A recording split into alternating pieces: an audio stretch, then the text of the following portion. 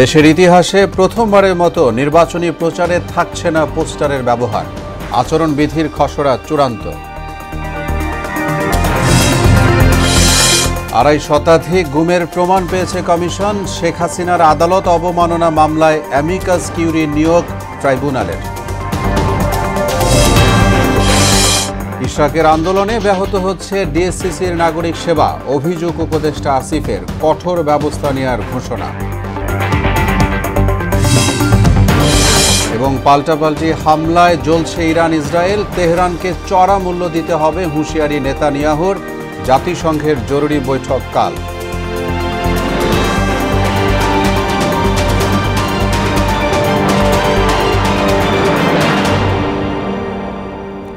আসসালামু আলাইকুম। আমন্ত্রণ মোহনা সংবাদে এতক্ষণ শুনছিলেন শিরোনাম, সঙ্গে আছি মোহাম্মদ ওয়ালিউল্লাহ।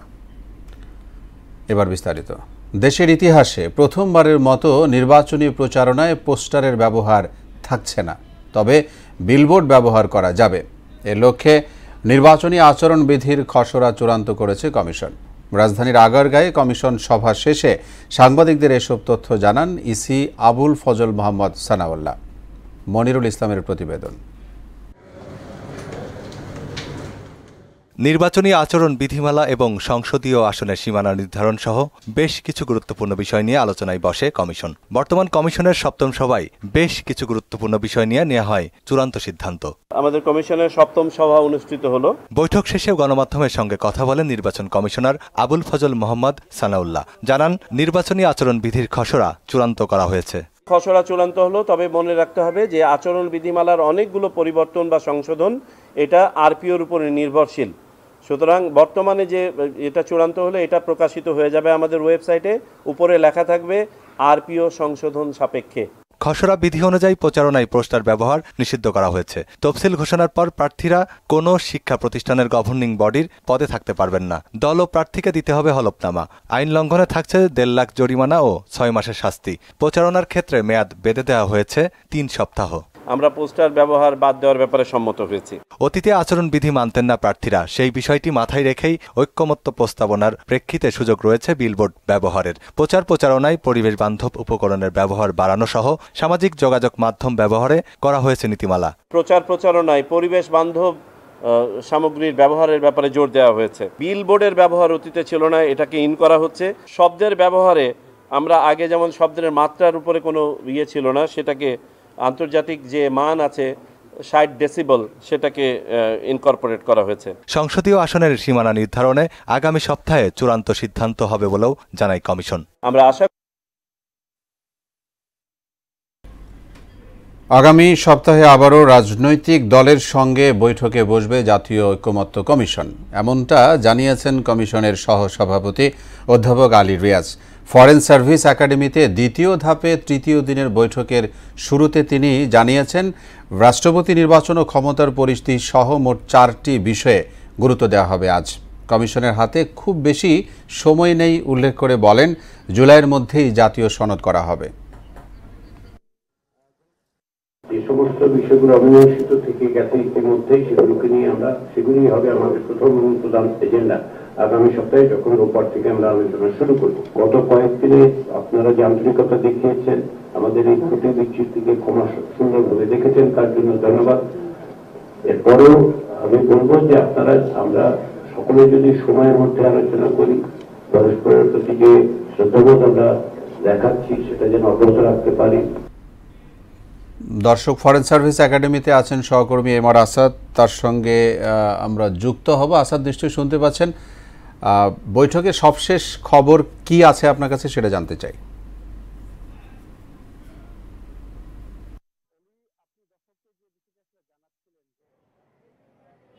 অলি, আপনি দর্শককে যে বিষয়টি আসলে জানাচ্ছিলেন যে আজকে মোট 4টি বিষয়ে কথা হওয়ার কথা ছিল এবং মূল যে বিষয় ছিল সেটি ছিল রাষ্ট্রপতির যে নির্বাচন এবং তার যে ক্ষমতার পরিধি সেটির যে ব্যাপ্তি, সেটা নিয়ে আসলে মূল আলোচনা হওয়ার কথা ছিল। এবং আজকের যে আলোচনা শুরু হয়েছে সে আলোচনা কিন্তু এখন পর্যন্ত রাষ্ট্রপতির যে নির্বাচন এবং তার ক্ষমতার পরিধির থেকে কিন্তু বের হতে পারেনি এবং এখন পর্যন্ত কোনো পূর্ণাঙ্গ সিদ্ধান্তও কিন্তু রাজনৈতিক দলগুলো আসতে পারেনি। তবে যে দুপুরের যে বিরতি ছিল সেই বিরতির সময় কয়েকটি রাজনৈতিক দলের সঙ্গে আমাদের কথা হয়েছে এবং রাজনৈতিক দলগুলো আমাদেরকে যে বিষয়টি আসলে তারা জানিয়েছেন যে রাষ্ট্রপতি নির্বাচনের বিষয়ে যে নির্বাচনের যে পদ্ধতি ছিল পুরনো পদ্ধতি, সেই পদ্ধতি থেকে বের হয়ে আসতে আসলে যতগুলো রাজনৈতিক দল আছে তারা সবাই একমত হয়েছে। তবে রাষ্ট্রপতি নির্বাচনের পদ্ধতি, নতুন পদ্ধতিটা কেমন হবে সেটা নিয়ে আসলে তাদের মধ্যে দ্বিমত রয়েছে। তবে একটা পথ বা পদ্ধতি তারা বের করেছেন, সেটি হচ্ছে যে উচ্চকক্ষের যে 100টি আসন এবং নিম্নকক্ষের যে 300টি আসন, মোট 400টি আসন, এবং নারীদেরকে এবারকার যে নির্বাচিত যে 100 জন নারী সংসদ সদস্যের কথা বলা হচ্ছে সেখানে 500 জন এবং 65টি জেলার থেকে যে প্রতিনিধি থাকবেন তারা, এবং বাকি যে আরও 10 থেকে 12টি সিটি কর্পোরেশনের যে প্রতিনিধি থাকবে তাদেরকে নিয়ে মোট 576 জন নিয়ে একটি ইলেকটোরাল কলেজ করার তারা চিন্তাভাবনা করছেন এবং তাদের গোপন ব্যালটে একটি ভোট হবে। কারণ তারা বলছেন যে আসলে 70-এর অনুচ্ছেদে আপনি জানেন যে একটি সংশোধন আনা হয়েছে এবং সেই ব্যাপারে রাজনৈতিক দলগুলো ঐক্যমতে এসেছে এবং সেই 70-এর অনুচ্ছেদ অনুসারে রাজনৈতিক দলগুলো কিন্তু তাদের দলের অর্থ বিল ছাড়া এবং আস্থা ভোটের ছাড়া, এই দুটো ছাড়া আসলে অন্যান্য যে কোনো বিষয়ে আসলে দলের মতের বিপক্ষে যে ভোট দিতে পারবেন এবং এই সংবিধান সংশোধনের যে সুযোগ, 70 অনুচ্ছেদের সুযোগটা কাজে লাগিয়ে আসলে তারা এই গোপন ব্যালটের মাধ্যমে রাষ্ট্রপতি নির্বাচনের ব্যাপারে একমত হয়েছেন। তবে সেক্ষেত্রে এখনও স্থানীয় পর্যায়ের মেম্বার কিংবা উপজেলা চেয়ারম্যানদেরকেও বা ইউনিয়ন পরিষদ চেয়ারম্যানদেরকে এক করা হবে কিনা, সেটি করলে সেটি 70,000-এ যে থাকবে ইলেকট্রাল কলেজটি, সেই বিষয়ে এখন একমত হতে পারেননি। তবে এখনও একটি ব্রিফিংয়ের অপেক্ষা আমরা করছি। হয়তো জাতীয় ঐক্যমত্য কমিশনের সহসভাপতি আলী রিয়াজ কিছুক্ষণের মধ্যে একটি ব্রিফিং করবেন এবং বিএনপির যিনি প্রতিনিধি এসেছেন সালাউদ্দিন আহমেদ, তিনি হয়তো কথা বলবেন। অলি, এই ছিল আমার কাছে ফরেন সার্ভিস একাডেমি থেকে সবশেষ। জি আসাদ, ধন্যবাদ আপনাকে আমাদের সঙ্গে যোগ দেওয়ার জন্য। 1850টি অভিযোগ বিশ্লেষণ করে 253 জন ব্যক্তির গুমের প্রমাণ পেয়েছে কমিশন। সকালে এক সংবাদ সম্মেলনে কমিশনের সভাপতি বলেন, বিগত কর্তৃত্ববাদী সরকারের আমলে বিরোধী শক্তি ও ভিন্ন মতাবলম্বীদের বিরুদ্ধে দমন নীতির অংশ হিসেবে গুমকে হাতিয়ার হিসেবে ব্যবহার করা হয়েছিল। আরও জানাচ্ছেন সুরাইয়া মুন্নি। গুম কমিশনের দ্বিতীয় অন্তর্বর্তী প্রতিবেদন জমা দেওয়ার পর রাজধানীর গুলশানে সংবাদ সম্মেলন করেন কমিশন সভাপতি অবসরপ্রাপ্ত বিচারপতি মইনুল ইসলাম চৌধুরী। তিনি বলেন, বিগত 5 আগস্ট পট পরিবর্তনের পর গুমের অনেক প্রমাণ ধ্বংস করা হয়েছে। গুমের শিকার ব্যক্তিদের সম্ভাব্য 4 ধরনের পরিণতি হয়েছে বলেও জানান কমিশন প্রধান। 5 আগস্ট 2024-এর রাজনৈতিক পট পরিবর্তনের পরেও বহু অপরাধী ও তাদের শুভাকাঙ্ক্ষীরা রাষ্ট্রীয় ক্ষমতার কেন্দ্রে তাদের অবস্থানে থাকায় অনেক জোরালো প্রমাণ ও নিদর্শন ধ্বংস, অনেক ক্ষেত্রে প্রাতিষ্ঠানিক অসহযোগিতা, সাক্ষীদের ভয়ভীতি প্রদর্শন সহ নানারকম ভীতিকর ও আতঙ্কজনক পরিবেশ সৃষ্টি হয়েছে। গুমের ঘটনায় জড়িতদের শনাক্ত করা সম্ভব হয়েছে উল্লেখ করে এতে সেনাবাহিনী প্রাতিষ্ঠানিকভাবে জড়িত নয় বলেও জানান গুম কমিশনের সভাপতি। এনএসআই অনেক অফিসার্স এবং র্যাবের বিশেষ করে যারা কমান্ডিং অফিসার্স এবং যারা আপনার এডিজি বলে অ্যাডিশনাল ডাইরেক্টর জেনারেল অফস অপারেশনস, তারা সব কিন্তু আর্মির অফিসার্স। এটা ঠিক আছে, আপনার institutionally the army is not involved. গুম থেকে ফিরে না আসা 12 জনের বিষয়ে প্রাথমিক অনুসন্ধান শেষ হয়েছে বলে সংবাদ সম্মেলনে জানানো হয়। গুম অবস্থা হতে ফিরে না আসা এমন 12 জন ভিকটিমের বিষয়ে অগ্রগতি তুলে ধরেছি, যাদের বিষয়ে প্রাথমিকভাবে অনুসন্ধান সম্পন্ন হয়েছে। সুরাইয়া মুন্নি, মোহনা সংবাদ, ঢাকা। আদালত অবমাননার মামলায় ক্ষমতাচ্যুত প্রধানমন্ত্রী শেখ হাসিনা আন্তর্জাতিক অপরাধ ট্রাইব্যুনালে হাজির না হওয়ায় এ মামলায় সিনিয়র আইনজীবী AY মশিউজ্জামানকে অ্যামিকাস কিউরি নিয়োগ দিয়েছেন ট্রাইব্যুনাল। এদিকে চিফ প্রসিকিউটরের বিশেষ পরামর্শক টবি ক্যাডম্যান বলেছেন, বিগত সরকারের আমলে বিচার বিভাগ হাইজ্যাক হয়েছিল। আরও জানাচ্ছেন কাজী পাপ্পু। বাংলাদেশে 227টা মার্ডার কেস, অন্তত 227 জনকে মারার লাইসেন্স পেয়ে গেছি। 227 জনকে হত্যার লাইসেন্স পেয়েছি। গাইবান্ধার আওয়ামী লীগ নেতার সাথে কথোপকথন যে শেখ হাসিনার, সেই প্রমাণ আগেই পেয়েছিল ট্রাইব্যুনালের তদন্ত সংস্থা। এরপর শেখ হাসিনার বিপক্ষে নোটিশ ও পত্রিকায় বিজ্ঞপ্তি দেয়া হয়। তবে হাজির কিংবা আইনজীবীর মাধ্যমে কোনো ব্যাখ্যা দেননি শেখ হাসিনা। এমন প্রেক্ষাপটে বৃহস্পতিবার এই মামলায় সিনিয়র আইনজীবী AY মশিউজ্জামানকে অ্যামিকাস কিউরি হিসেবে নিয়োগ দিয়েছেন 3 সদস্যের ট্রাইব্যুনাল।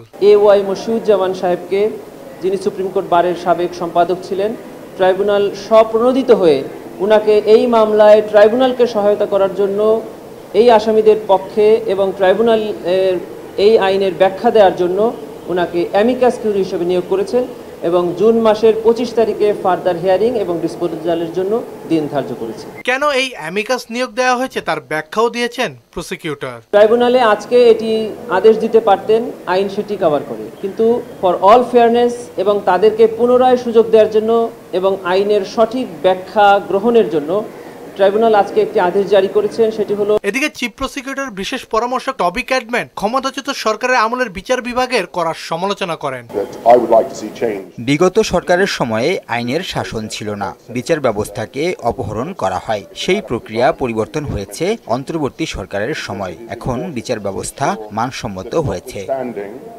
এদিন 14 বছর আগে পাবনার ছাত্রদল নেতা শফিকুল ইসলামকে প্রথমে গুম ও পরে হত্যার ঘটনায় সাবেক স্বরাষ্ট্র প্রতিমন্ত্রী ও ডেপুটি স্পিকার শামসুল হক টুকু সহ 12 জনের বিরুদ্ধে ট্রাইব্যুনালে অভিযোগ দায়ের করেছেন নিহতের ভাই। এদিকে গুম থেকে ফেরা ভুক্তভোগীরা দাবি জানান নিরাপত্তা ও পুনর্বাসনের। তাদেরকে পুনর্বাসনের জন্য আমরা আবেদন জানিয়েছি।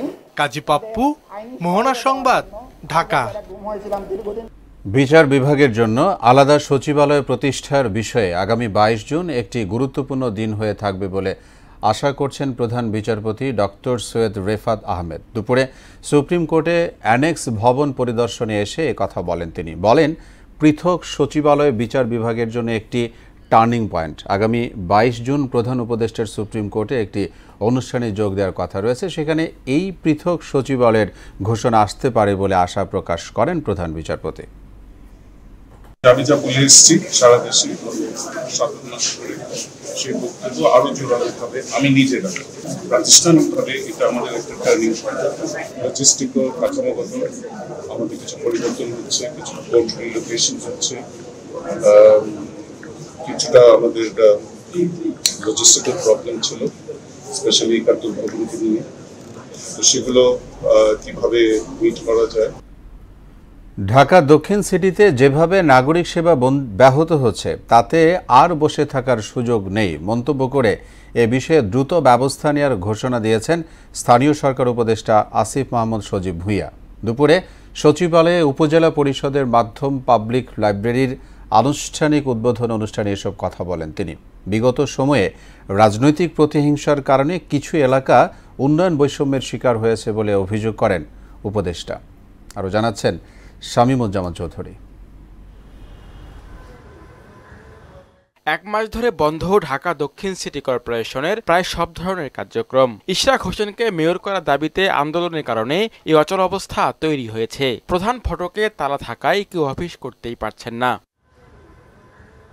এই ইস্যুতে এক প্রশ্নের জবাবে এলজিআরডি উপদেষ্টা আসিফ মাহমুদ সজীব ভুঁইয়া বলেন, ইশরাক সমর্থকদের আন্দোলনের কারণে নাগরিকরা যেভাবে সেবা বঞ্চিত হচ্ছেন তাতে আর বসে থাকার সুযোগ নেই। আমরা আমাদের পার্টটা দায়িত্বটা পালন করার চেষ্টা করছি, দায়িত্বশীল আচরণ করার চেষ্টা করছি। তবে এই বিষয়ে যেভাবে নাগরিক সেবা আসলে ডেডলকের দিকে যাচ্ছে, এই বিষয়ে আর আসলে চুপ থাকার মতো পরিবেশ পরিস্থিতি নেই এবং সরকারের উচ্চ পর্যায়ে এটা নিয়ে কনসার্ন আছে। সেখানে আলোচনার ভিত্তিতে যেটা সিদ্ধান্ত আসে আমি সেটাই বাস্তবায়ন করব।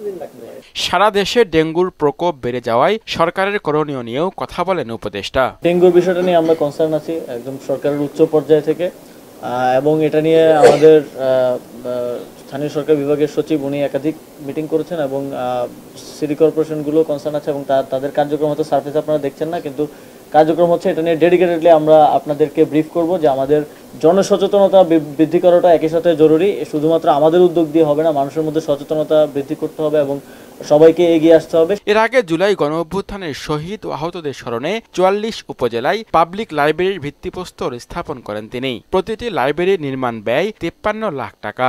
এমন একটা লাইব্রেরি করা যেখানে আসতেও সবাই আগ্রহ বোধ করবে এবং আসলে ওই লাইব্রেরিটা আসলে কাজে লাগবে। শুধুমাত্র নামে জাস্ট অ্যানাদার সরকারি ভবনের মতো যেন পড়ে না থাকে, এটা থাকবে আমাদের মূল লক্ষ্য। বিগত সময়ে রাজনৈতিক প্রতিহিংসার কারণে কিছু এলাকা বৈষম্যের শিকার হয়েছে বলেও অভিযোগ করেন আসিফ মাহমুদ। গোপালগঞ্জের একটা উপজেলায় বেশি, রংপুরের একটা উপজেলায় একেবারেই নমিনাল। শামীমুজ্জামান চৌধুরী, মোহনা সংবাদ, ঢাকা। এবার ইরান ইসরায়েল যুদ্ধের খবর। টানা 7ম দিনের মতো অব্যাহত রয়েছে ইরান ইসরায়েলের পাল্টাপাল্টি হামলা। তেহরানের অভ্যন্তরীণ নিরাপত্তা সদর দপ্তরে হামলার জবাবে ইসরায়েলের প্রতিরক্ষা বাহিনীর কমান্ড ও গোয়েন্দা সদর দপ্তরে পাল্টা আঘাত এনেছে ইরান। এতে ক্ষুব্ধ হয়ে প্রধানমন্ত্রী বেঞ্জামিন নেতানিয়াহু ইরানকে চড়া মূল্য দিতে হবে বলে হুঙ্কার দিয়েছেন। ইশতিয়াক হোসেনের ডেস্ক রিপোর্ট। ডোনাল্ড ট্রাম্পের হুমকি ধামকি উপেক্ষা করে ইসরায়েলে ক্ষেপণাস্ত্র ও ড্রোন হামলা অব্যাহত রেখেছে ইরান।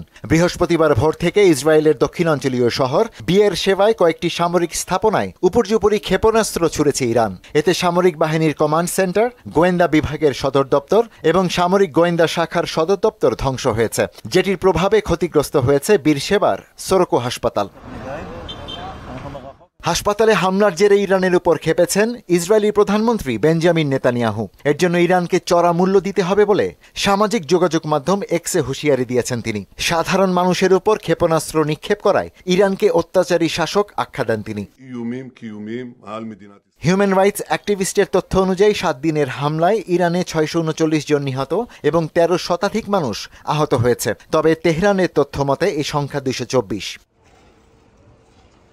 যুদ্ধ শুরুর পর এ পর্যন্ত ইসরায়েলে 400 ব্যালিস্টিক ক্ষেপণাস্ত্র ও 1000 ড্রোন ছুড়েছে ইরান। এর মধ্যে প্রায় 20টি ব্যালিস্টিক ক্ষেপণাস্ত্র আবাসিক এলাকায় আঘাত আনে। ইসরায়েলের আকাশসীমা সম্পূর্ণভাবে বিপর্যস্ত হয়ে গেছে বলে দাবি করেছে ইরানের রেভলিউশনারি গার্ড কর্পস। ইরানের সম্ভাব্য হামলার শঙ্কায় মধ্যপ্রাচ্যের কয়েকটি ঘাঁটি থেকে কিছু বিমান ও যুদ্ধজাহাজ সরিয়ে নিয়েছে যুক্তরাষ্ট্র। এরই মধ্যে কাতারে মার্কিন দূতাবাস কর্মীদের সাময়িকভাবে আল হুদাইদ বিমান ঘাঁটিতে প্রবেশ সীমিত রাখতে বলা হয়েছে। এর আগে ইরানে সামরিক হামলার পরিকল্পনায় অনুমোদন দেন মার্কিন প্রেসিডেন্ট ডোনাল্ড ট্রাম্প। তবে চূড়ান্ত হামলার আগে অন্তত 1 সপ্তাহ অপেক্ষা করার কথা জানান তিনি। চলমান উত্তেজনাকর পরিস্থিতি নিয়ে শুক্রবার জাতিসংঘ নিরাপত্তা পরিষদে আলোচনার কথা রয়েছে। ইরান, রাশিয়া, চীন, পাকিস্তান ও আলজেরিয়ার অনুরোধে এ বৈঠক ডাকা হয়েছে। ইশতিয়াক হোসেন, মোহনা সংবাদ। ফেব্রুয়ারিতে নির্বাচনের বিষয়ে এখনও সরকারের পক্ষ থেকে কোনো নির্দেশনা পায়নি সেনাবাহিনী। দুপুরে ঢাকা সেনানিবাসে এক ব্রিফিংয়ে কথা জানান কর্নেল শফিকুল ইসলাম।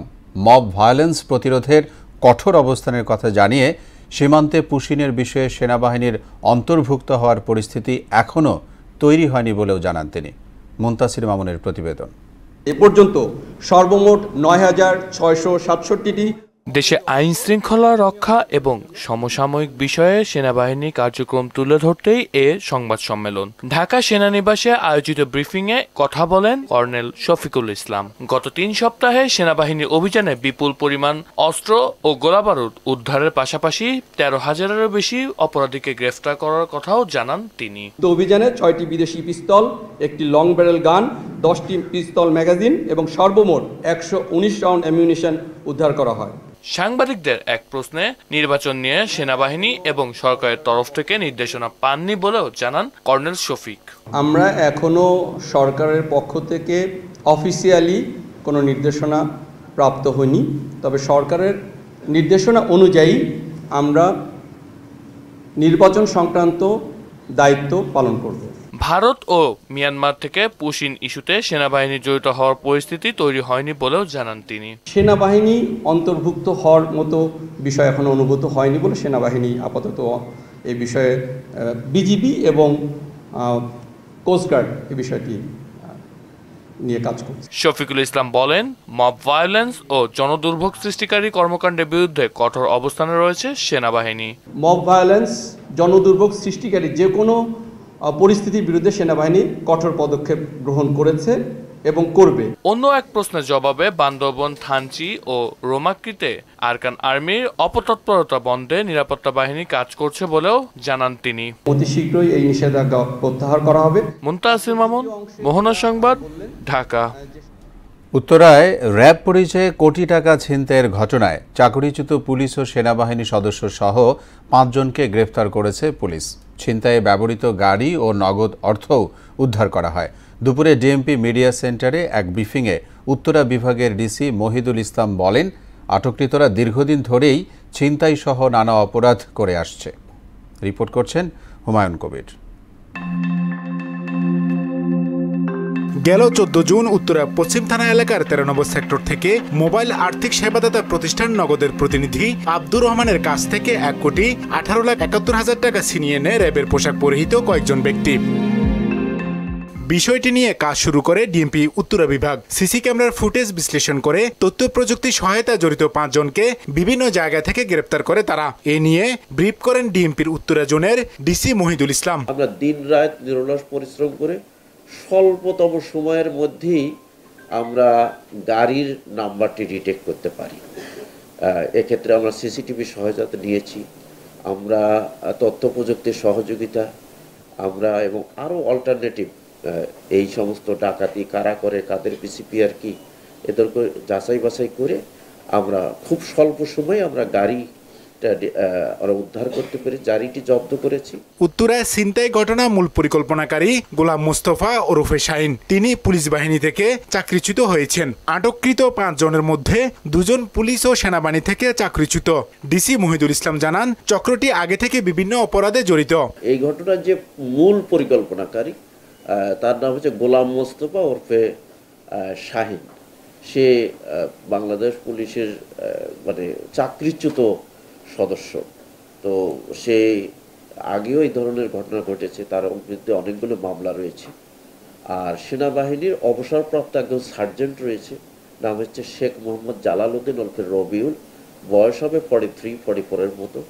তো সে ক্যাপ্টেন পরিচয় দিয়ে সব জায়গায় চলতো আর কি এই কাজ।